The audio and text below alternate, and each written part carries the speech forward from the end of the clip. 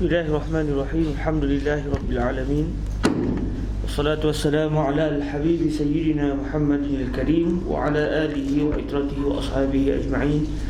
Ashhadu an la ilaha illallah wahdahu la sharika lah wa ashhadu anna sayyidana wa habibana Muhammadan abduhu wa rasuluh wa safiyuhu min khalqihi wa habibuhu adda al-amanah wa ballagha ar-risalah wa nasaha al-ummah wa kashafa Allahu bil ghummah. Allahumma salli wa sallim وزد وبارك على نور الوجود الحبيب الأوحد الذي بذكره تتنزل الرحمات وعلى آله وإطرته وأصحابه ومن سلك بهدايته إلى يوم الدين.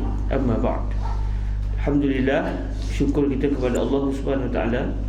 Dengan keizinan daripada Allah, kita bertemu pada pagi ini untuk kita menyambung pembacaan kitab karangan ulama besar dalam alam jawi ini, iaitu Fadilatul Syekh Muhammad Idris Ibn Abdul Rauf Al-Marbawi rahimahullah subhanahu wa ta'ala. Semoga dengan pembacaan kitab ini akan menaikkan lagi semangat kita untuk menjejaki langkah-langkah ulama-ulama Islam yang umur mereka itu panjang dan tak mati-mati sampai sekarang, kan? Manakala manusia yang lain sampai ajalnya matilah dia, tetapi mereka ini terus hidup sampai ke hari ini. Kita akan masuk pada bab yang baru pada hari ini, bab maja'a fil ghusli minal janabah. Baik, sebelum kita masuk pada bab ini, ada sesiapa yang dapat jumpa semalam perbahasan tentang Waqi' ibn al-Jarrah. Huwa syekhul imam Syafi'i, innahu rajul akhar illa annahu bainahu wa baina Waqi' sayyidina al-Waqi' syekh imam Syafi'i tashabuh min haythu al-asma' faqat, لا من حيث الشخص. وهل منكم من بحث؟ تثبيت هذه أسماء علماء tak sebut Imam Syafi'i jumpa dengan Waqi', tapi kemungkinan jumpa tu ada sebab dia satu zaman, cuma tak sebut Imam Syafi'i pernah. Waqi' ibn al-Jarrah tu sezaman dengan Imam Syafi'i. Dia lahir tahun 129, wafat 1997. 97 dan Semua tak sebut. bila kau dalam 20 kau itu kita jumpa, tapi tak disebut tentang adakah syakautu ila Waqi'in. Waqi' di situ adalah Imam ni. Dia tak sebut Imam Syafi'i pernah jumpa, ataupun yang riwayat daripada Waqi' tak sebut Imam Syafi'i. Ada siapa lagi yang cari? Saya nak cari sekarang, ya.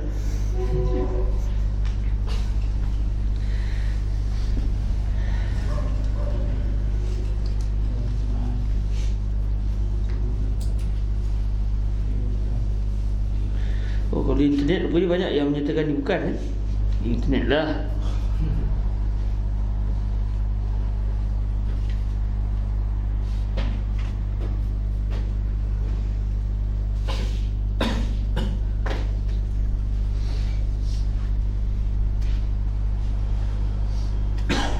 Dia mengatakan dia lah orangnya, secara kasar lah, dari fikrah juga.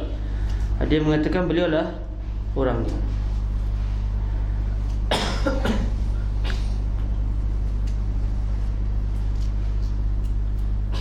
Okey, alhamdulillah, tak apa, kita akan cek balik, buka balik dengan sejarah Imam Syafi'i. Kita lihat siapakah guru-guru beliau. Benda tu insyaAllah akan terbantuk dalam kitab sekarang ni.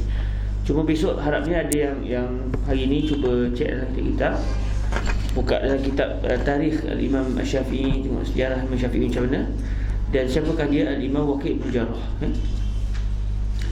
Baik, bismillahirrahmanirrahim.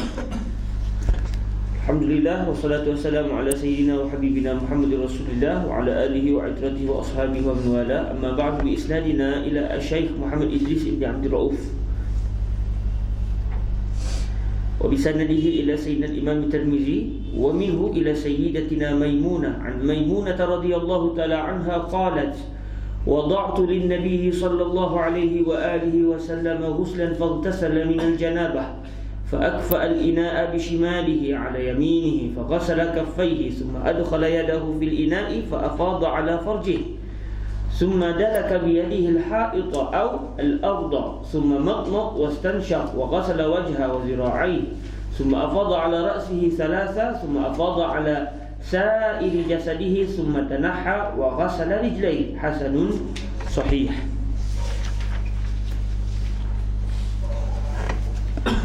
Yang bermaksud daripada Sayyidatuna Maimunah,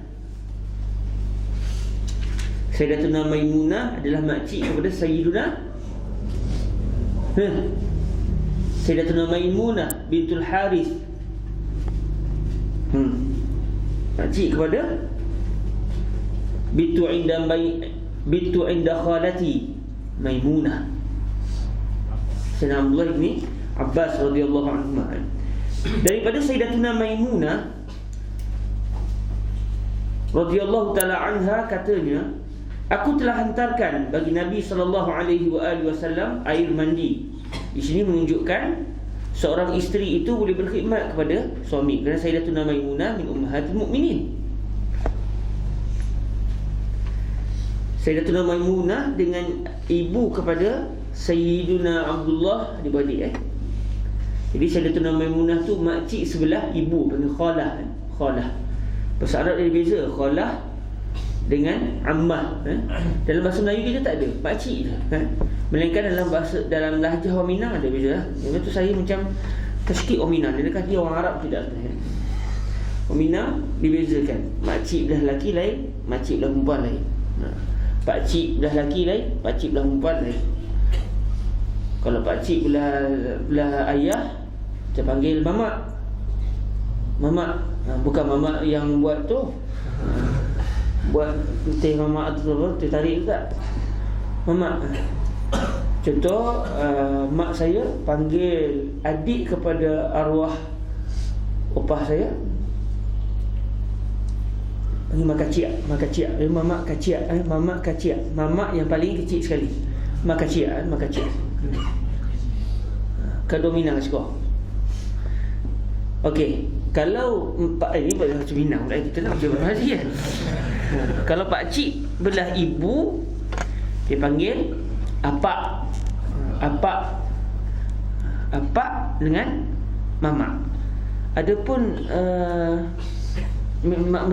mak saudara saya terlupa pula. Apa dia punya. Jangan guna Kalau pula tak pula. Sebab dia banyak, saya tengok ada kaitan, mungkinlah bahasa kan. Jadi mungkin kalau bahasa Minang lebih tepat menterjemahkan bahasa Arab. Tapi siapa tak faham? Kamu cakap Minang untuk lelaki lain, kamu untuk perempuan dalam bahasa Minang lain. Memang bahasa Arab kaki, anti, anta. Kalau kamu cakap Minang, kalau kita cakap dengan lelaki, kita kata wang. Kalau dengan perempuan, kita kata kau. Dia mungkinlah bahasa Minang ni dia. Sebab tu ulama besar pun ada daripada Minang. Syekh Yasir Al-Fadani Al-Minangkabawi contoh kan. Bab majaa bil ghusli. Menjal bab dah. 376 bab yang telah datang. Saya tak baca lagi habis Daripada Sayyidatuna Maimunah radhiyallahu taala anha katanya, telah aku hantarkan bagi Nabi sallallahu alaihi wasallam air mandi. Maka mandi ia daripada junub. Maka menyengit ia akan berjana dengan kirinya, iaitu dengan tangan kirinya, atas kanannya. Nabi cedok dengan tangan kiri, dan Nabi simbahkan cedokan tersebut ke tangan kanan. Maka menyengit ia akan berjana akfal ina bishimali. Nabi sengitkan, maaf saya, Nabi sengitkan dengan tangan kanan Nabi sengitkan dengan tangan kiri. Nabi tuang. Nabi sengitkan menggunakan tangan kiri baginda untuk menuang berjana itu, dan air pun disalirkan ke tangan kanan Nabi. Maka saya salah terjemah ni. Maka menyengit ia akan berjana dengan kirinya atas kanannya. Maka membasuh ia akan dua tangannya. Kemudian memasuk ia akan tangannya di dalam bekas. Maka menuang ia atas kemaluannya. Kenapa Nabi tak terus masukkan tangan? Sebab Nabi nak ajar kepada kita bahawa kalau bangun daripada tidur, jangan terus celup air dalam tangan, sebab takut tangan kita bernajis. Jadi Nabi guna tangan kiri, Nabi sengitkan berjana tu, letak tangan kanan, lepas tu air yang ditakun tangan tu Nabi basuh tuar, lepas tu Nabi basuh tangan satu lagi Selepas tangan Nabi sudah dibasuh, baginda pun mencelupkan tangan baginda ke dalam bekas air tadi, macam dalam baldi begitulah. Kita tak pula ada Al-Hanafiyah, kita ada paip. Zaman baginda Rasulullah ada paip. Jadi semuanya air yang ditakung dalam bejana, dalam bekas, dalam tempayan gitu. Kemudian memasuk ia akan tangannya di dalam bekas, maka menuang ia atas kemaluannya. Nabi cedok air dan Nabi pun menyimbahkan air tersebut pada kemaluan baginda Rasul sallallahu alaihi wasallam. Kemudian menyental dengan tangannya akan dinding atau bumi. Bumi di sini maksud dia tanah. Selepas Nabi dah basuh tangan tadi, dah basuh kemaluan, tangan Nabi pun Nabi sentalkan ke dinding, ataupun Nabi sentalkan ke bumi, ke tanah. Nak bagi tahunya, selepas kita beristinja, hilangkan bau-bau yang tidak enak daripada tangan. Jadi cara orang dulu yang paling mudah, nak cari sabun bukannya ada jual. Nak cari usnan mungkin ada, mungkin tak ada. Usnan sejenis tumbuhan yang mengeluarkan buih, sabun. Jadi cara yang Nabi ajar, tangan tu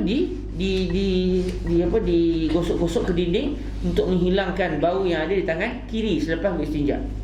Dia kata Fadilatul Syekh Yusri bin Rushdi, ini menunjukkan tuntutan untuk kita menghilangkan bau-bauan yang tidak enak selepas kita beristinja dengan menggunakan sabun. Kalau macam kita hari ini, maka itu termasuk di antara sunnah baginda Rasul. Baginda Nabi tidak ada yang tidak enak pada baginda Nabi, tapi baginda nak ajar juga. Sebab disebut oleh para ulama, tidak ada istilah najis bagi apa yang keluar daripada baginda Rasul SAW. Kalau baginda tidak beristinja pun tidak haram, sebab tidak ada najis pada baginda Rasul. Semuanya adalah suci. Nilai ini khusus untuk para anbiya. Namun oleh kerana baginda Rasulullah sallallahu alaihi wasallam adalah seorang rasul, utusan daripada Allah untuk menjelaskan kepada manusia tata cara hidup atas dunia ni, maka baginda Rasul pun beristinja untuk mengajar kepada kita apa yang kita kena buat. Walaupun tidak ada istilah busuk pada tangan baginda Nabi sallallahu alaihi wasallam. Jadi ini antara benda yang diajar oleh baginda Rasul untuk kita, bukan untuk baginda sebenarnya. Kemudian berkumur-kumur ia dan mengisap air ke hidung. Kumur dan masukkan air ke dalam hidung, dan membasuh mukanya dan dua tangannya, kemudian menuang ia atas kepalanya. Tiga kali Nabi tuangkan air ke atas kepala 3 kali. Kemudian menuang ia atas sekalian tubuhnya. Kemudian berubah jauh ia dan membasuh dua kakinya. Jadi Nabi, kalau kita lihat di situ, hadis ini yang diriwayatkan oleh Sayyidatina Maimunah menceritakan bahawa Nabi berwuduk terlebih dahulu sebelum baginda mandi junub.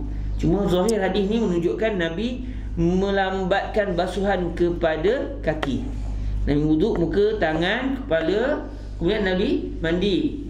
Bila Nabi mandi, kemudian selesai mandi, barulah Nabi membasuh kembali kaki. Zahir hadisnya begitu. Hadis yang seterusnya, hadis yang ke-88, an Aisyah radhiyallahu taala anha qalat, kana Rasulullah sallallahu alaihi wa alihi wasallam idza arada an yaghtasila min al-janabah bada'a faghasala yadayhi qabla an yudkhilahuma al-ina'a thumma ghasala farjahu wa yatawadda'u wudu'ahu lis-salati. Jadi di sini menunjukkan zahir hadis Sayyidatuna Aisyah pula bahawa baginda Nabi berwuduk secara sempurna. Okey? Wa yatawadda'u wudu'ahu lis-salat. Thumma yushribu sya'rahu al-ma', thumma yahthi 'ala ra'sihi 3 hathayat. Hasanun sahih. Yang bermaksud daripada siti. Siti itu bahasa Melayu kita yang dipetik daripada bahasa Arab, yang asalnya sayyidati ataupun siti. Orang masih kata siti. Dia tak kata siti, Siti itu sah orang Melayu tu, insya-Allah. Orang Arab kata siti, sitina. Daripada Siti Aisyah radhiyallahu taala anha, katanya adalah Rasulullah sallallahu alaihi wa alihi wasallam apabila menghendaki mandi ia dari sebab junub, mulalah ia maka membasuh ia akan dua tangannya dahulu daripada bahawa memasukkan keduanya akan bejana. Nabi membasuh tangan baginda terlebih dahulu sebelum baginda memasukkan tangan baginda ke dalam air. Adakah tangan Nabi kotor? Tak ada. Tak ada istilah najis pada baginda Rasul. Kenapa Nabi buat? Nabi nak ajar kita. Sebab kita adalah umat yang akan meniru apa yang dilakukan oleh baginda Rasul sallallahu alaihi wasallam. Kemudian membasuh ia akan farajnya, itu kemaluan baginda, dan mengambil wuduk sebagai wuduknya bagi sembahyang. Secara zahirnya wuduk macam nak ke solat, itu wuduk dengan sempurna. Kemudian meminum ia akan rambutnya akan air. Kemudian meminum ia akan rambutnya akan air. Apa maksud ni? Minum rambut, memberikan rambut baginda minuman air. Maksud dia baginda membasahkan rambut baginda Rasul sallallahu alaihi wasallam, ataupun menuang air ke atas rambut baginda Nabi. Sebab dalam hadis yang lain, sebelum baginda tuang air ke dalam rambut tu, Nabi basahkan tangan. Nabi dah mula melembabkan rambut baginda Nabi dengan air, supaya ketika mandi nanti secara betul-betulnya tidaklah menggunakan air dengan banyak. Jadi baginda dah masukkan tangan, selat-selat rambut tangan baginda Nabi yang basah ke dalam rambut. Dan kalau dikaji dari segi perbahasan fiqhnya, ketika itu baginda Nabi sudah berniat untuk mandi junub. Sebab kalau baginda Nabi tak niat mandi junub, bila mandi sekali lagi kena selat sekali lagi, sebab hadas hanya akan terangkat apabila diniat untuk mengangkat hadas. Jika satu orang nak mandi junub, sejuk je air, masa tu panasnya memang macam tu, dia buka lebih, nak mandi rasa air, panas nanti okey, sejuk. Dia celup tangan lah, ataupun sebelum tu dia dah basuh siap-siap tangan dia. Adakah bila dia celup air tu, bahagian tangan yang terkena air sudah terangkat hadas besarnya, hilang hadas besarnya? Lantas air yang kurang daripada 2 kullah itu menjadi air mustamal, kerana dia merupakan air yang terpisah daripada basuhan wajib. Jadi kalau orang tanya kita soalan itu, tanya balik, masa dia masukkan tangan tu, dia niat untuk angkat hadas, menghilangkan hadas besar dia.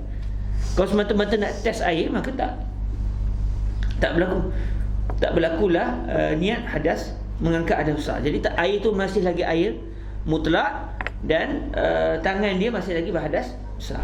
Kalau saya pun tak entah, tak teringat nak niat tak niat pun senyap saja main air pun begitu, tidak terangkat hadas besar dia.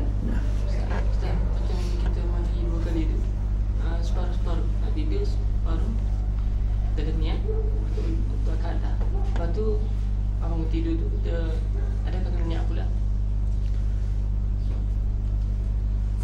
Maksud dia kita mandi 2 kali mandi. Mandi separuh. Mandi separuh sampai kita tanya, dia mandi separuh. Sebelum tidur dia basuh kaki, basuh setengah badan. Sejuk pada dekat ni. Tapi masa start mandi tu dia dah niat mandi hadas besar. Besok dah sambung. Okey? Besok dah sambung. Kemudian bila bangun daripada tidur, dia niat sekali lagi, dia mandi sekali lagi dalam keadaan dia katakan dia terlupa nak niat mandi hadas. Adakah terangkat hadas besar dia pada baki anggota yang seterusnya? Wallahualam. Kita orang tanya masalah ni besok itu. Boleh cubalah. Okey. Nak sebut juga tapi tak teringat secara tepat dalam kitab kata apa. Ni saya tak tahu. Akhir tolong cari so. Bagi anak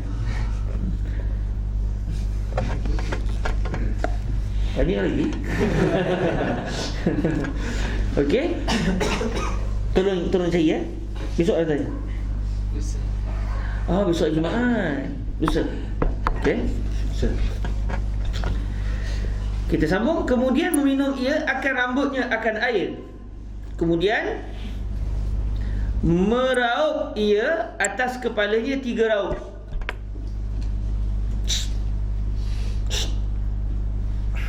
Okey. Nabi tak guna gayung lah, tangan je. Maksudnya teknik mandi Rasulullah ni begitu tenang dan begitu senang. Kalau kita baca begini, kita akan ada idea. Kalau kita contoh, kita hidup sama ni hidup dengan gayung, mandi bergayung, silat gayung, kan? Tiba-tiba pergi ke tempat gayung apa pun tak ada air. Macam mana Syekh tak tahu. Jadi kalau kita baca ni dah ada idea dah. Sebab kita melihat bagaimana orang satu ketika dahulu dalam suasana mereka hidup. Contoh bagi Rasul mandi, baik, dalam rumah Nabi ada bilik air ke? Mana ada? Habis mandi macam mana? Macam mana bagi Nabi mandi? Mesti mandi dalam bilik. Takkan mandi kat depan orang ramai. Saya dalam bilik. Baik, macam mana cara Nabi mandi? Mana ada bilik air? Kalau kita kaji dari segi rumah bagi Rasul, tak ada istilah tandas dalam rumah. Dia orang Arab pula memang geli untuk qada hajat dalam rumah. Sebab tu kalau kita baca kisah fitnah yang dikeluarkan oleh Al-Munafiqun terhadap Sayyidatuna Aisyah, Sayyidatuna Aisyah mendapat tahu berita bahawa beliau telah difitnah setelah sebulan beliau sakit. Sampai-sampai dia peperangan, balik pada peperangan itu, yang orang mula mengatakan seakan-akan berlaku benda tak baik antara beliau dengan Sayyidatuna Safwan. Lantas Sayyidatuna Aisyah sakit sebulan. Kebetulan sebab malam tu dalam perjalanan pulang tu tidur di kawasan padang pasir kan. Akhirnya sakit, sebulan sakit. Lepas tu Sayyidatuna Aisyah rasa sihat. Bila rasa sihat, Sayyidatuna Aisyah ajak seorang sahabiah bernama Sayyidatuna Ummu Mistah untuk qada hajat jauh daripada rumah. Sebab kata Sayyidatuna Aisyah, kami ni sudah terdidik dengan tradisi orang Arab-Arab yang dulu-dulu. Kami geli nak qada hajat di tepi rumah.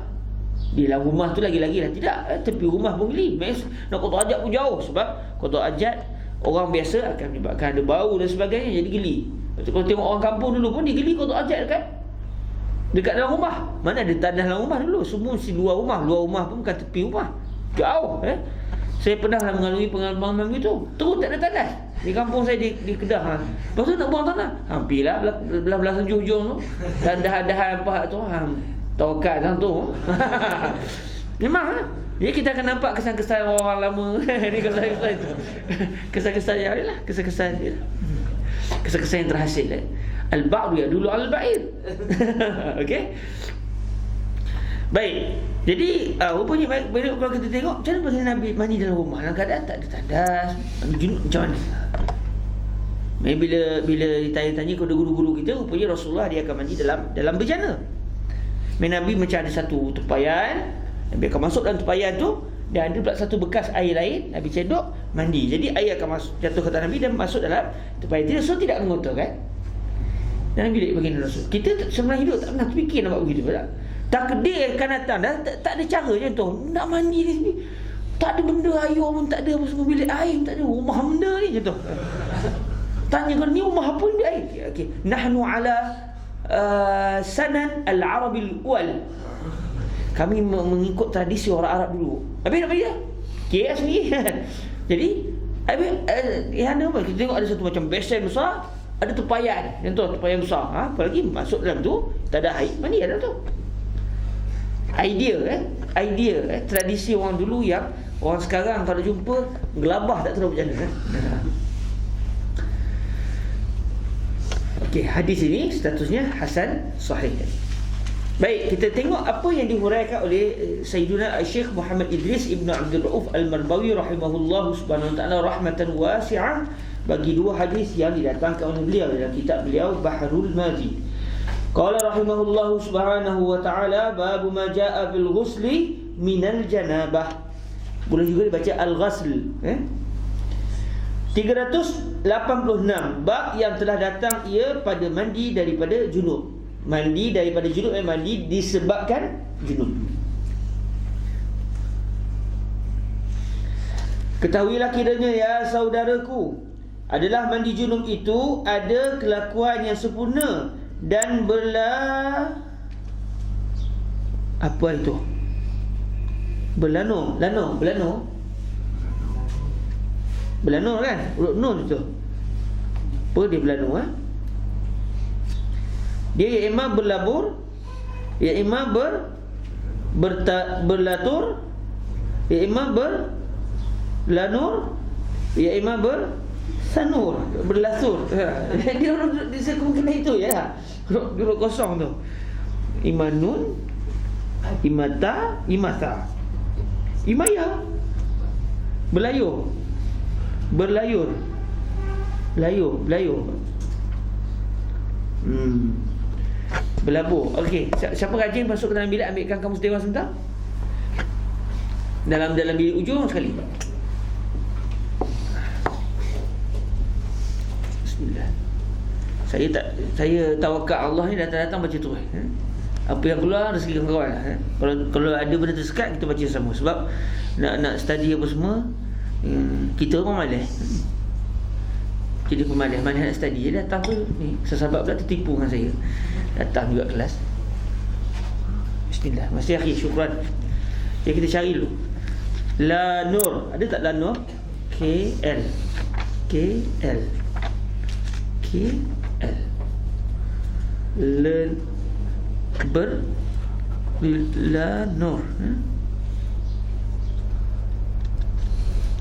La Nur. La Nur. Lesa, lembut, lembaga, Lexis. Dengar betul rumah Latih, LTLMNOPQRST. Lantung, MN itu Minangkabau, berlantung, bersentuhan. Lantung, busuk yang keras. Dia bahasa Minang melantuang, busuk lantuang. LMN, diambil bahasa Minang. Buat orang Minang. Bahasa Kedah tak jumpa lagi. La Nur, lanting, TU, lanus, lanun. Lanun ada. LNOPQRS tak ada. Daripada lanun terus jadi lanus. Jadi lanur tak ada. So kita cari seterusnya pula. Lanur, latur, LMNOPQRST, PQRST. Latur,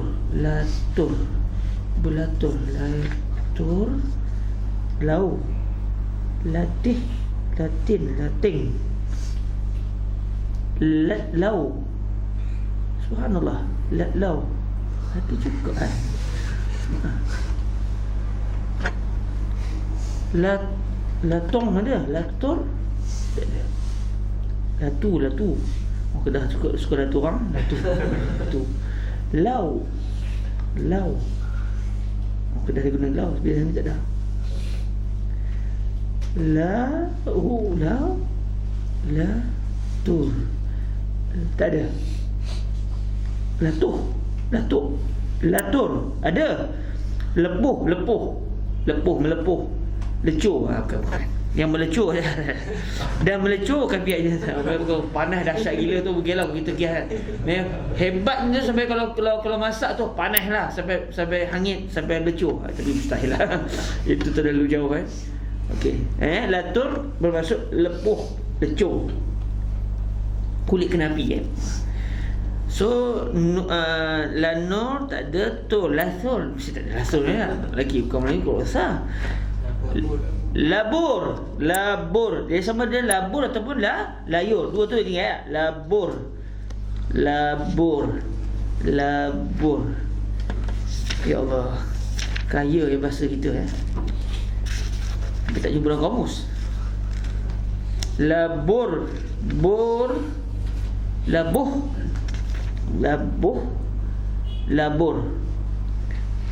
Labur memang dia lah. Labur, menyapu dengan kapur. Mengapur. Itu mengapur lah. Maka dilaburkan dengan kapur. Ini tak betul maknanya. Membekalkan makanan, melaburkan wang. Meletakkan, memberikan, menyerahkan sejumlah wang untuk usaha ya, melabur. Bukan dia. Ini semua labur yang seterusnya. Antara makna labur yang seterusnya, lubang untuk menangkap binatang. Binatang pun tangkap macam ni. Betul. Ujung lagi layur. Layur. Kalau ada meletak tu. Meletakkan. Dia ada maksud meletakkan. Tapi meletakkan wang. Dan melabur kaifiatnya. Kita tengok dulu ya, mungkinlah kalau kita nak fahami dengan maksud itu lah. Seakan-akan baginda Nabi telah menjadikan kaifiat baginda Nabi itu sebagai pelaburan. Tapi jauh sikit lah kan. Majaz. Layur atas api. Allahu Akbar. Lazat, layang, layap, layur. Dia dua sama layur atau layu, layur.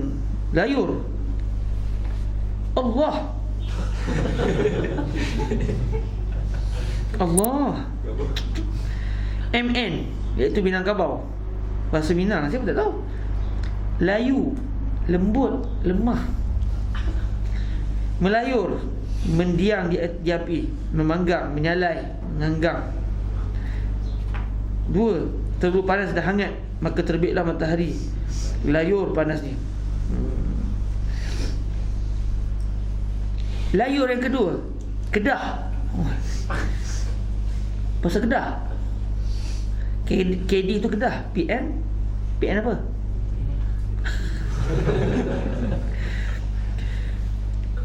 Menunjuk-nunjukkan diri, menayang-nayangkan diri. Allahumma salli alal habib. Ini yang lebih tepat. Melayurkan iaitu menayangkan, menzahirkan, menayangkan. Allah.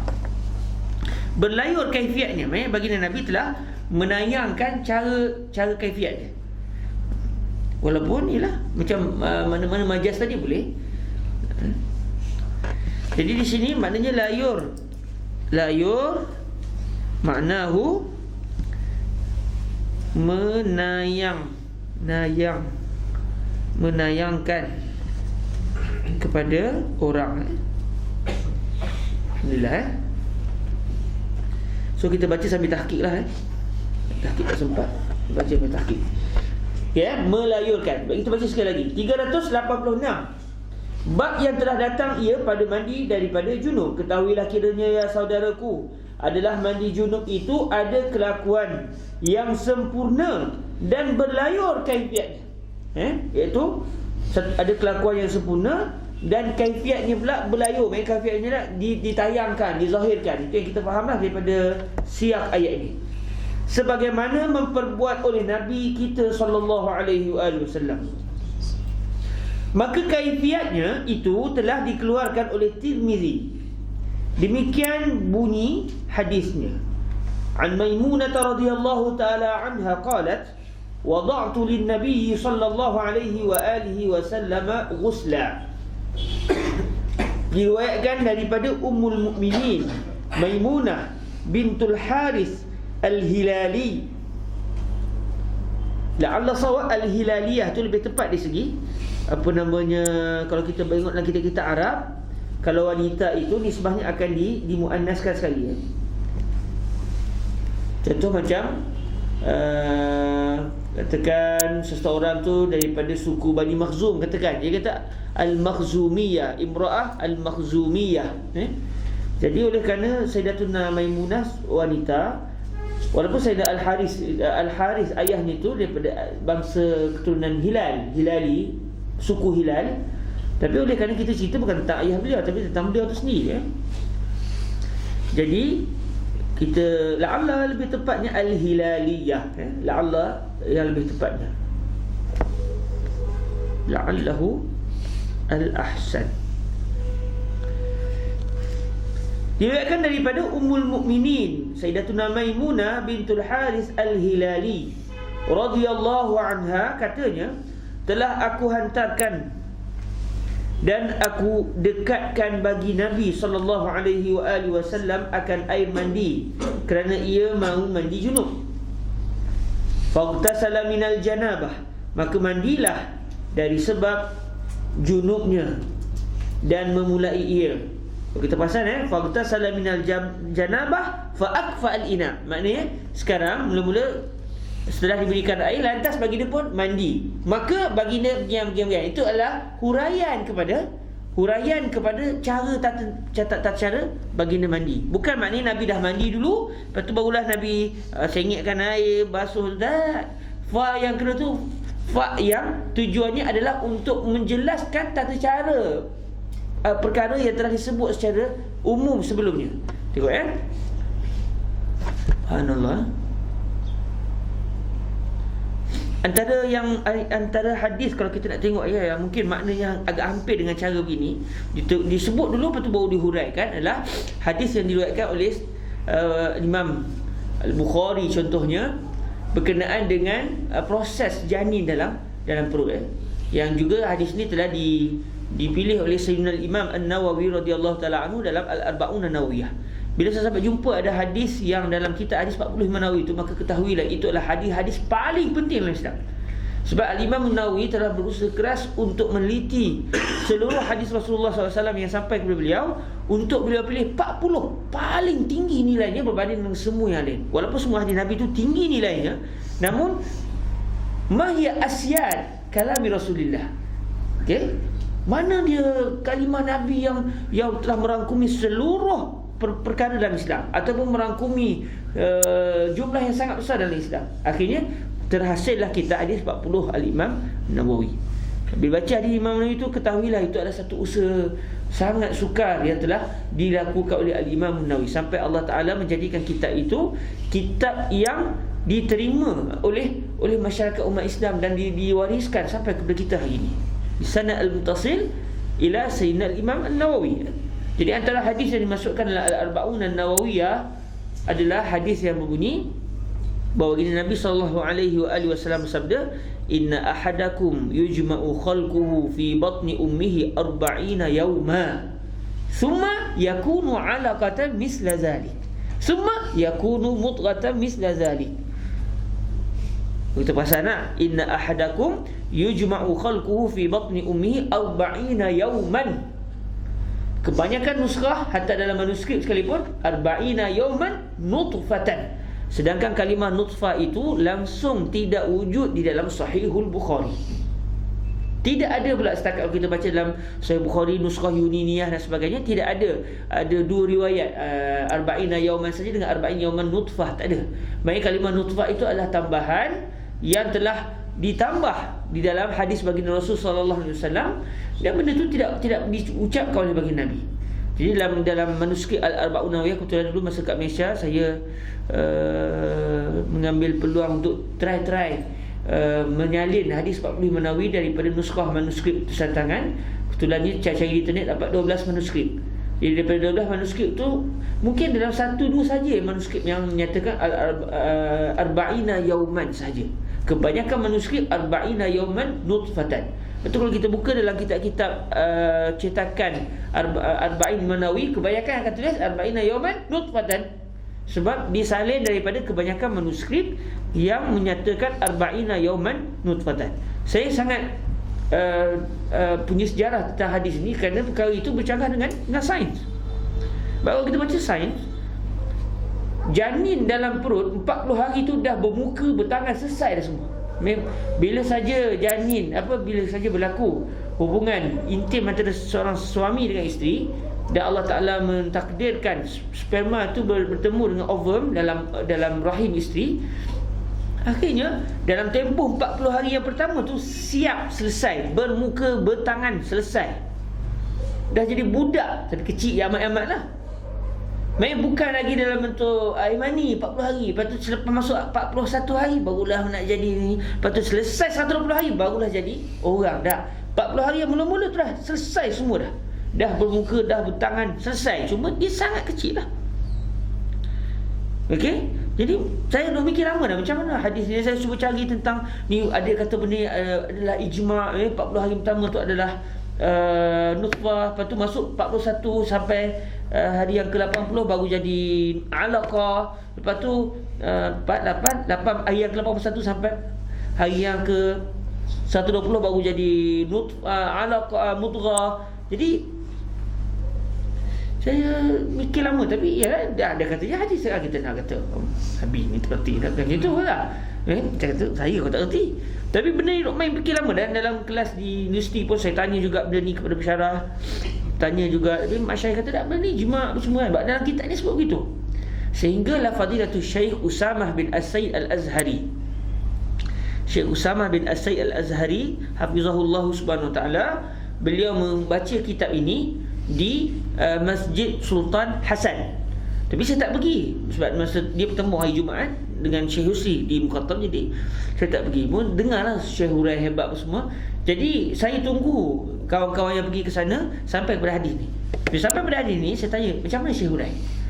Lantas mereka mengatakan, Syekh menyatakan kalimah nutfatan itu adalah tambahan, dan ia bukan kalam asal Al-Imam Al-Bukhari yang beliau ambil sampai daripada guru sampai kepada Nabi. Main kalimah nutfah itu tambahan. Jadi bila saya dengar tu kata Allahu Akbar, maknanya saya dah jumpa dah selama yang saya nak cari Cuma saya tak terfikir nak check balik Sahih Bukhari dulu Jadi bila sebut tu, kebetulan ni bila dah kita dah start belajar menulis, menjalin daripada manuskrip, saya dapat pasti takat 12 manuskrip yang ada pada saya, kebanyakannya menyatakan arba'ina yawman nutfah. Dan bila kita buka dalam Sahih Bukhari, tak ada langsung riwayat arba'ina yawman nutfatan. Jadi inna ahadakum yujma'u khalquhu fi batni ummi arba'ina yawman. 40 hari tu Allah himpunkan sejanin terdampur ibu yang himpun, selesai semua dah. Summa yakunu alaqatan misla zalik. Baru diterangkan proses summa yakun. Summa tu kita faham selepas itu. Tapi selepas itu rupanya bukan selepas dengan maksud selepas 40 hari itu baru bermula proses tu, tapi Nabi nak menjelaskan 40 hari yang pertama tu apa prosesnya. Main nutfah, alaqah, mudghah, summa kasawna al-izama lahma, kesemuanya itu berlaku dalam hari yang pertama, 40 hari yang pertama. Jadi kalau kita tengok dalam hadis ni juga disebut baginda Nabi SAW faghtasala minal janabah fa'akfa'al ina. Kalau fa tu maknanya fa yang menunjukkan selepas itu dengan cepat. Tapi dah dia nak menceritakan bagaimana proses tata cara mandi tersebut.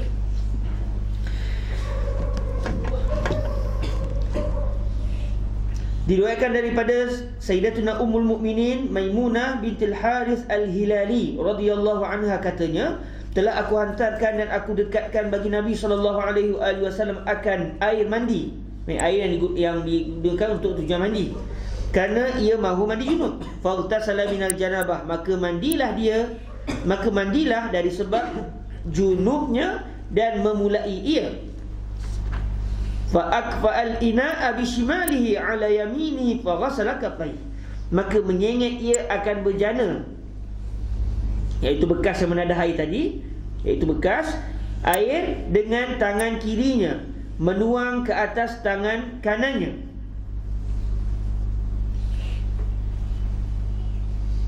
Maka membasuh ia akan 2 tapak tangannya 2-3 kali.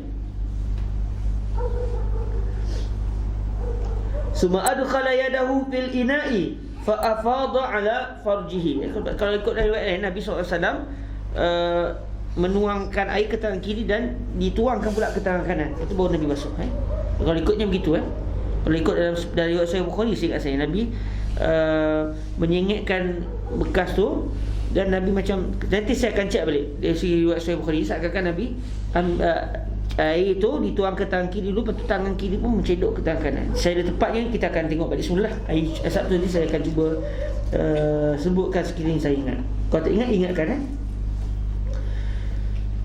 Fa'akfa'al ina'a bishimalihi ala yaminihi faghasala kaffayhi, maka menyengit ia akan berjana, iaitu bekas air, dengan tangan kirinya menuang ke atas tangan kanannya, maka membasuh ia akan 2 tapak tangannya 2-3 kali. Sebentar.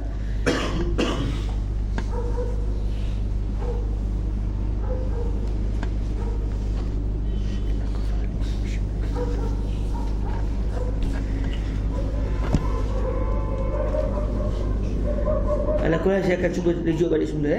Baik. Qala rahimahullah, summa adkhala yadahu fil ina'i fa afadha ala farjihi.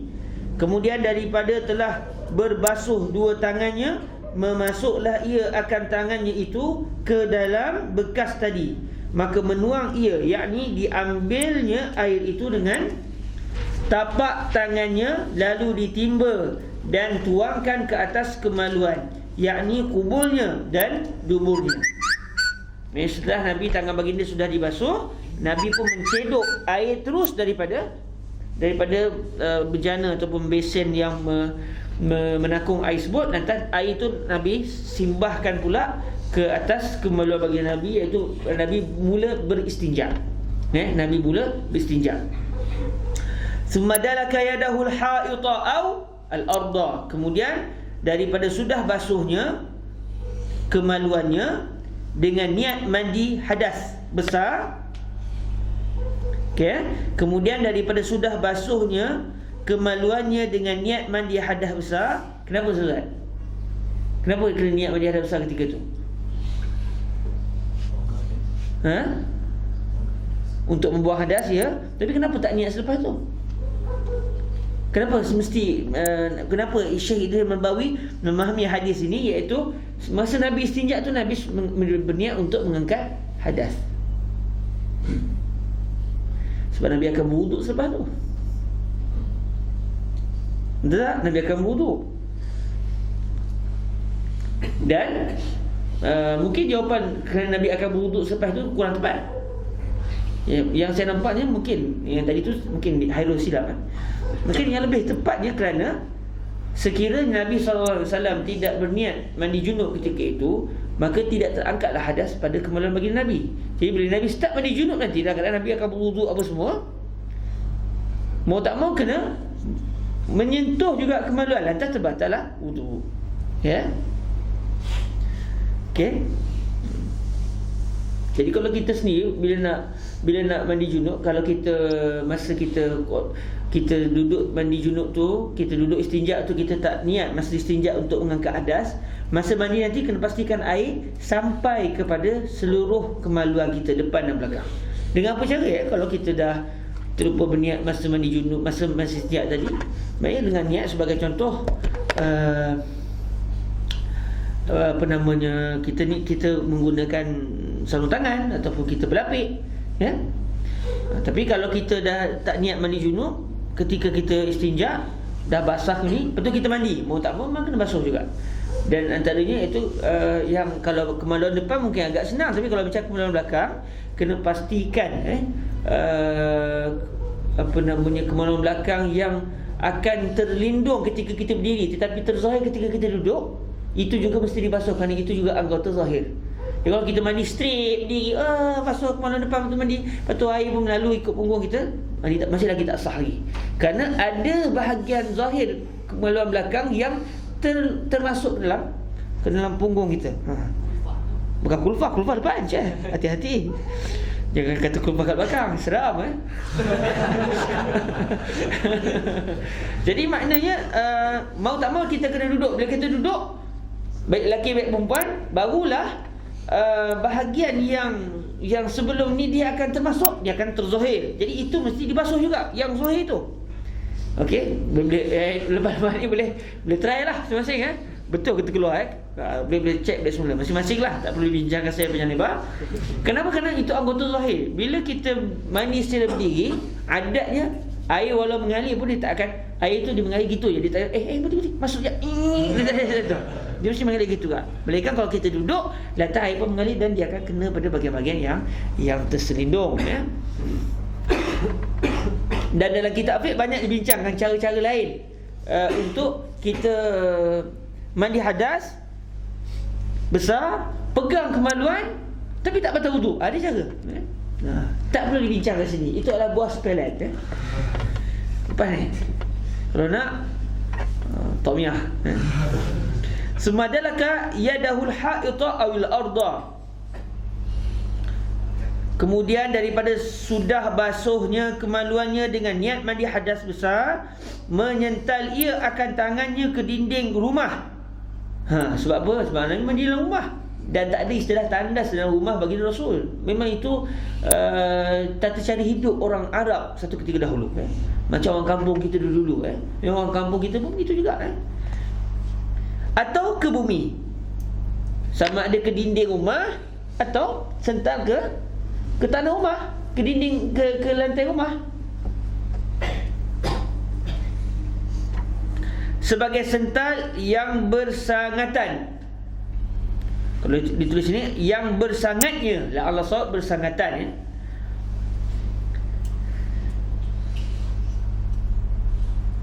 Thumma madmad wastanshaqa wa ghasala wajhahu wa zira'aihi. Kemudian berkumur-kumurlah ia dan mengisapkan air ke hidung tiga kali, dan berniatlah ia mengambil air sembahyang. Allah. Tengok seorang orang yang menghuraikan hadis, dia hurai berdasarkan kaedah, berdasarkan fiqh. Sebab fuqaha dia meneliti perkara begini. Tapi orang yang belajar hadis semata-mata kata, mana ada dalil kata Nabi berniat? Dia tak faham bahawa innamal a'mal binniyat.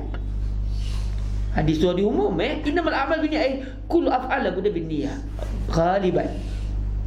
Jadi benda-benda gitu yang kadang-kadang ghabat hadil asya' qad takunu ghaibah an afkar katsiri minal ladzina yazununa annahum minal muhadditsin.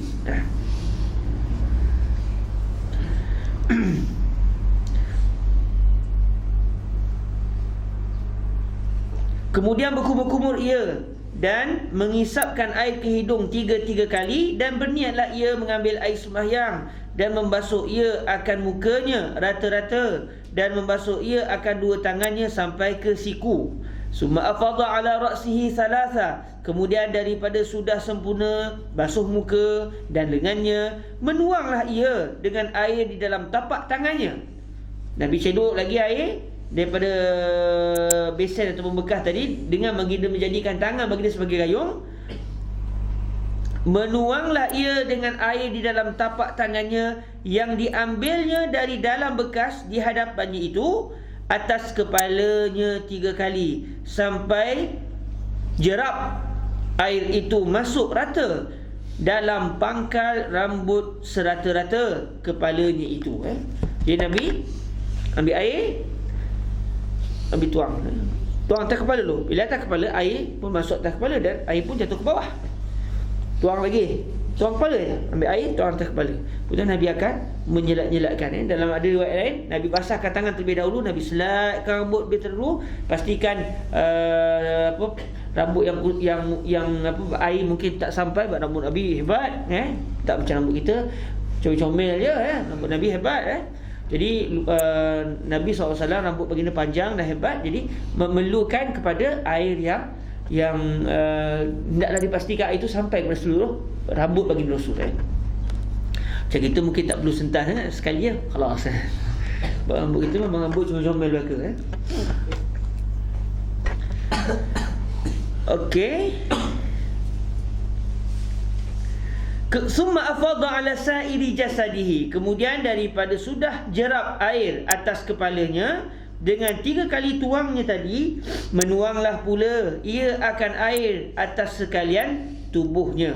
Mula sebelah kanan serta gosok, kemudian dituangnya sebelah kiri, rata-rata sekalian badan kena air. Kalau sahabat perasan, kita semua belajar bahasa Arab, perasan tak berapa banyak huraian yang ditambah oleh Syekh Idris ketika menterjemahkan hadis. Dan ini adalah manhaj beliau ketika menterjemahkan hadis yang beliau gunakan dalam penulisan kitab Bahrul Mazi. Jadi kalau orang yang tak belajar bahasa Arab, dia kata ada hadis Rasulullah SAW niat, ini Syekh Idris sebut, ini huraian dari Syekh Idris, bukannya daripada terjemahan bagi hadis Rasulullah SAW. Summa tanaha wa ghasala rijlaih, kemudian daripada sudah rata sekalian tubuhnya kena air, berubahlah ia dari tempatnya mandinya jauh sedikit daripadanya, dan membasuh 2 kakinya kerana menyempurnakan air sembahyangnya tadi. Inilah kelakuan Nabi mandi hadas besar. Kata Abu Isa, bermula hadis ini hasan lagi sahih. Jadi kalau kita pasal, Syekh Idris memahami Nabi SAW selepas mandi junub, Nabi pun beralih ke tempat lain, lepas tu Nabi basuh kaki. Itu adalah untuk menyempurnakan basuhan ke atas kaki bagi wuduk. Tapi ada ulama tak faham gitu. Ada ulama faham tak Nabi SAW telah berwuduk sempurna berdasarkan hadis Sayyidatuna Aisyah. Penggabungan antara hadis Sayyidatuna Maimunah dengan hadis Sayyidatuna Aisyah. Nabi telah berwuduk, cuma tak dinyatakan secara panjang lebarnya dalam hadis Sayyidatuna Maimunah. Cuma Nabi basuh kaki kerana sebab Nabi mandi dalam bejana. Bila mandi bejana, jadi air mungkin bejana tu, air bejana dulu buat bertanah dan sebagainya, mungkin tapak kaki Nabi itu sudah terkena tanah yang ada dalam bejana. Jadi bila begitu Nabi pun keluar dan Nabi pun basuh kaki. Betul. Ada ulama faham gitu. Jadi sebenarnya kefahaman para ulama itu mungkin akan jadi berbeza dan sangat banyak berlaku, sedangkan ceritanya sama. Sebab penafsiran itu, Dan itu yang kalau kita lihat para ulama berbeza kerana bukan sebab bercanggah hadis, tapi kerana hadis yang sama tapi berbeza kefahaman mereka dalam memahami hadis tersebut. Jadi kalau kata Syekh ni ada hadis, memanglah hadis semua ada Syekh, tapi sekarang kefahaman itu Okey, satu lagi. Satu lagi dah pukul berapa dah Jadi kita berhentilah, insya-Allah satu lagi ni Jumaat nanti, hari Sabtu nantilah kalau ada rezeki biiznillah. Jadi selesai hadis yang pertama, insya-Allah kita akan masuk pada hadis yang kedua, hadis tentang Sayyidatuna Aisyah pada hari Sabtu nanti biiznillah subhanahu wa ta'ala. Hadza wa sallallahu wasallam ala sayyidina wa habibina Muhammadin wa ala alihi wa itratihi wa ashabihi wa baraka wasallam walhamdulillahi rabbil alamin. Ada sebarang pertanyaan, soalan berkenaan dengan apa yang kita bincangkan? Allah saja.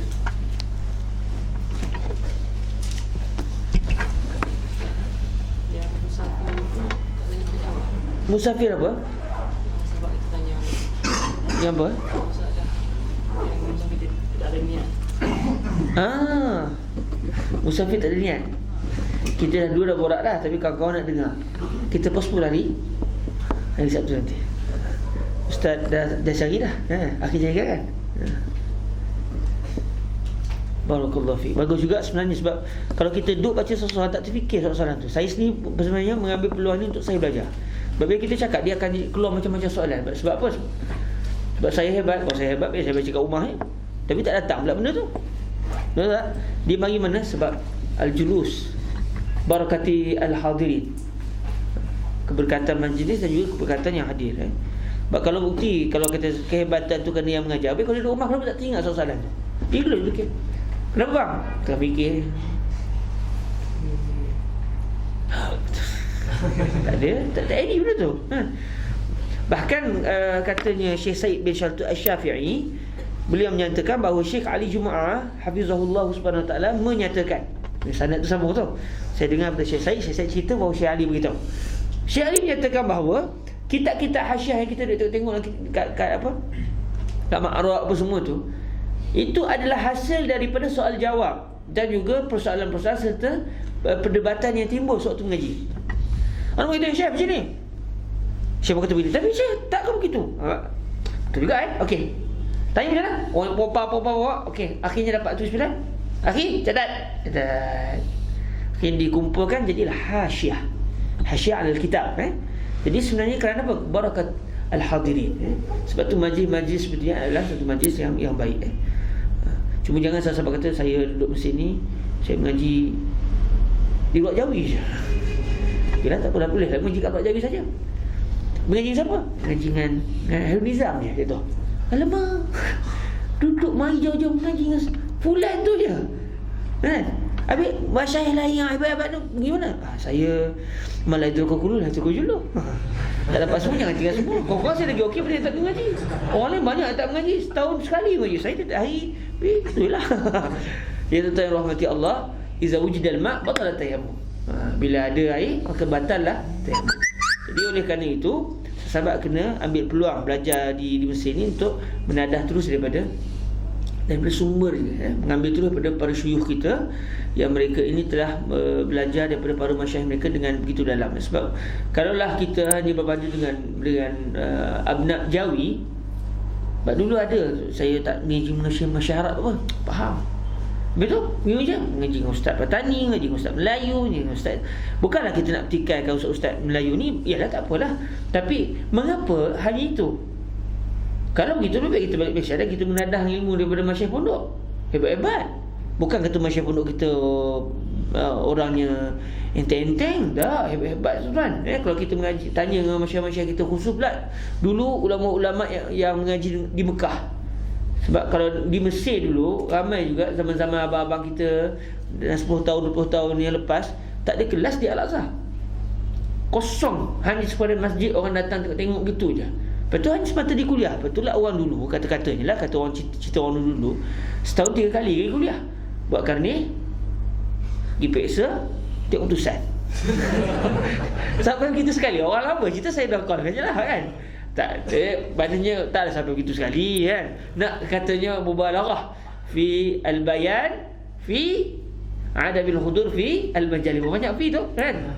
Maknanya para hadirin rahmati Allah SWT, dalam 10 tahun 20 tahun yang lepas, kalau kita tengok ustaz kita, kalau tengok dia biasa-biasa saja, kita tak kata apalah.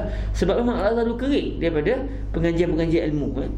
Yang membuka balik majlis pengajian di Al-Azhar ni adalah Fadilatul Syekh Ali bin Jumaah. Beliau sebenarnya antara usaha beliau yang telah memberikan impak sangat besar kepada dunia Islam, bukan untuk Om Syed, dunia Islam itu adalah pembukaan semula majlis pengajian di dalam Masjid Al-Azhar setelah benda tu menjadi terkubur puluhan tahun lamanya.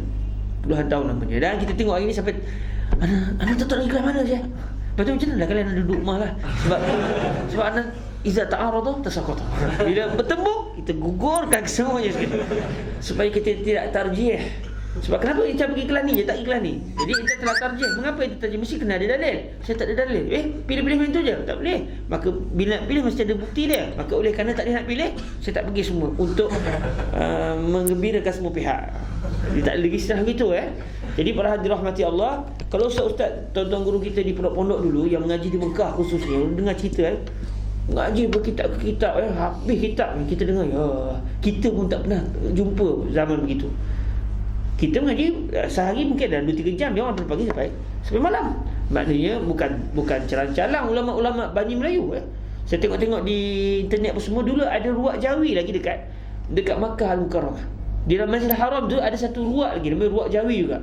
Subhanallah, maknanya untuk abnak Jawi. Dan kalau kita tengok jumlah abnak Jawi di Mekah lagi ramai daripada abnak Jawi di Mesir. Cuma setelah berlaku fitnah di Arab Saudi, jadi Wahabi dan sebagainya, barulah orang mula berpindah, anak Melayu ni mula berpindah semula ke Mesir, berpindah ke Mesir. Setelah dulunya semua tumpuan adalah Makkah dan Al-Madinah. Jadi kalau kita betul-betul nak mengaji orang Melayu, biar kita tumpu semua balik Malaysia, duduk di pondok pagi petang malam nadah dengan untuk pondok alim-alim. Tapi kenapa kita datang Mesir? Sebab kita nak ambil peluang dengan masyayikh sini juga. Sebagaimana Tok Guru pondok kita dulu ambil peluang daripada para masyayikh Arab juga, dan para masyayikh Melayu juga. Kalau kita tengok orang-orang dulu pun ngaji juga dengan orang Melayu, pada dan sebagainya. Jadi nak bagi tahunya, di mana saja yang kita ada peluang ngaji. Nak pula kita buat di lubuk, jangan dilepaskan peluang pada masyayikh kita. Dia orang kata masalah politik apa. Politik tu suku cita lah. Hatta kalau orang kata kemungkinan lah masyarakat kita telah tersilap dalam isu politik Muslim, itu mereka. Kita nak ambil tu dari segi perbahasan fiknya, dari segi kefahaman mereka teraturahnya, itu tak ada kaitan dengan politik, insya-Allah. Jadi contohlah kalau kita ni begitu kuat dan dahsyat kita kata ulama ni semua telah salah, mereka ni ulama su jahat semua. Okeylah, tak apa. Lau sallamna. Saya nak baca bab haid Syekh. Haid ni insya-Allah tak ada kaitan dengan politik, biiznillah. Tak ada pun. Untuk wanita haid yang berikhwan muslimin gini hukum. Untuk yang tidak ikhwan begini. Untuk orang-orang PAS gini. Minta apa amno? Okey, ini hukum haid untuk orang non. Jadi saya nak baca bab haid tu Syekh. Baca je dia nak kena dalam, jadi saya nak baca tahu sufiknya. Okey, ambil dah tu lah. Kalau lah kita beranggapan begitu sekalipun, maknanya rugi kalau kita datang sini kita tak ambil peluang dengan para masyayikh. Okey, sekadar tu dulu, jadi lain pula sudahnya. Baik, sekadar tu dulu sebab malam tadi tu cukup. Jadi lebih sikit. Jadi sekadar tu dahulu, ada rezeki kita sambung lagi insya-Allah biiznillah tabarakatalah. Jadi kalau ikut hari ni insya-Allahnya kelas dengan Syekh Wahid, Syekh Wahid bin Ahmad bin Abdul Jawad. Saya baru kenal beliau. Kalau kira-kiranya baru kenal. Yang kenalkan pun Ustaz Muhyiddin. Kita pergi sambil-sambil kita nak beliau boleh mengajar di Ruak. Sambil-sambil itu kita nak mewujudkan hubungan antara orang Ustaz di Darul Ifta. Biar senang pada kalau ada rezeki nak panggil Syekh Syauqi Alam ke kan, ke Ruak Jawi. Tapi bila saya dengar apa yang beliau huraikan, bagi saya orang kita sendiri sangat perlukan huraian seperti itu. Sebab beliau baca satu-satu. Cuma ilmu mustalah, nama pun mustalah banyaklah istilahnya. Jadi kalau kita tak murajaah, tak faham sebab tak murajaah, belum balik tu tak buat balik carta, ingat balik istilah-istilahnya, tu yang jadi tak faham. Tapi ia sangat-sangat mudah. Dan saya tengah mikir macam mana nak buat ni. Sebab hari Khamis ni saya bertembung kelas dengan Syekh Said bin Shaltun. Dan saya sangat sedih untuk meninggal kelas Syekh Ahmad. Jadi kalau sahabat-sahabat yang tak ada apa, rugi kalau tak pergi. Saya sambil nak promote so pergi ni, nak beritahu saya tengah mikir nak buat macam mana. Dan saya tengah fikir untuk kepentingan peribadi saya, saya nak ubah pula lagi kelas ni. ke tarikh lain, ke waktu lain yang saya boleh pergi. Nanyalah kawan-kawan kan. Tapi setakat ni ramai orang minta kekal lah hari Khamis, cantik lah. Saya tak tahu nak buat macam mana. Sebab hari ni saya boleh hadir lagi, tapi minggu depan dah bertemu kelas dengan Syekh Syed Shaltut, Syekh Bahasa. Jadi kalau saya merasa sangat pedih hati, tak tahu nak buat macam mana. Dia kalau sahabat yang boleh tak rasa pedih hati, tak pergi kelas tu teruk sangat lah. Kalau ada kelas lain, ahlan wasahlan, tak apa. Tapi kalau tak ada, alah. Baik, ini ilmu yang hari ini orang kawan-kawan kita dalam bidang kesalafian dan kewahabian, mereka sangat mengambil berat dalam ilmu ini. Dan mereka menjadi seorang yang terus menjadi al-muhaddisun al-kibar dengan sebab ilmu ni. Jadi kita pula ilmu ni ada takhasus, betul lah. Tapi seakan-akan sudah menjadi takhasus yang kalau boleh diceburi juga oleh kita semua sebab dia ilmu mustalah. Dan hari ini antara fitnah yang berlaku, sebagaimana disebut oleh baginda Rasul sejak dahulu, orang itu akan bercakap dengan kalam sebaik-baik manusia, iaitu baginda Rasul SAW. Ucapan mereka qala Rasulullah, tapi mereka bukan yang diinginkan oleh baginda Rasul SAW. Sebab mereka faham cara mereka, bukan faham cara baginda Rasul yang telah diwarisi sampai kepada kita. Jadi ilmu ini sangat penting. Jadi saya sangat harap sahabat yang ada kelapangan untuk hadir dan promote kelas ni. Sebab sekarang tengok sikit je, kita bukan sedih sebab sikit tu, tak kisah ya masyarakat ni sikit banyak tu kira apa kan. Tapi kesian ke kita tu kan. Kesian ke kita sebab kita sikit orang datang. Sedangkan kita yang macam saya belajar lama ni, saya rasa sangat penting kelas tu secara khusus. Jadi kalau sahabat boleh kata tak behon, saya tak buat lawak pun tak apalah, kalau nak buat lawak kita boleh biasalah. Okey, di sana ada macam-macam, Harja lawak, Sultan lawak, semua ada okey, semoga diberkati Allah SWT. Ada rezeki jumpa lagi, kita sama-sama tangguh, kita berselawat ke atas junjungan mulia Nabi SAW. Allahumma salli afdal salatin ala makhluqatika sayyidina Muhammad وعلى آله وصحبه وسلم عدد معلوماتك ومداد كلماتك كلما ذكرك الذاكرون وغفل عن ذكره الغافلون. اللهم صل أفضل صلاة على مخلوقاتك سيدنا محمد وعلى آله وصحبه وسلم عدد معلوماتك ومداد كلماتك كلما ذكرك الذاكرون وغفل عن ذكره الغافلون. اللهم صلاة على أسعد مخلوقاتك سيدنا محمد وعلى آله وصحبه وسلم عدد معلوماتك ومداد كلماتك كلما ذكرك الذاكرون وغفل عن ذكره الغافلون. اللهم اجعلنا من عبادك التوابين واجعلنا من عبادك الصالحين وارزقنا فهم النبيين وحفظ المرسلين وإلهام الملائكة المقربين وبارك لنا حياتنا العلمية يا أرحم الراحمين. بارك اللهم سفرنا الطويل واجعله سببا في رضاك يا أرحم الراحمين واجعله سببا في دخول السرور على قلب الحبيب سيدنا ومولانا محمد صلى الله عليه وآله وسلم واجعلنا من هؤلاء الذين سماهم الرسول صلى الله عليه وآله وسلم بوصية رسول الله صلى الله عليه وآله وسلم. ربنا آتنا في الدنيا حسنة وفي الآخرة حسنة وقنا عذاب النار. وصلى الله على سيدنا ومولانا محمد وعلى آله وعترته وأصحابه وبارك وسلم والحمد لله رب العالمين. تقبل الله منكم. سبحانك اللهم وبحمدك أشهد أن لا إله إلا أنت أستغفرك وأتوب إليك. بسم الله الرحمن الرحيم. والعصر إن الإنسان لفي خسر إلا الذين آمنوا وعملوا الصالحات وتواصوا بالحق وتواصوا بالصبر. السلام عليكم ورحمة الله وبركاته.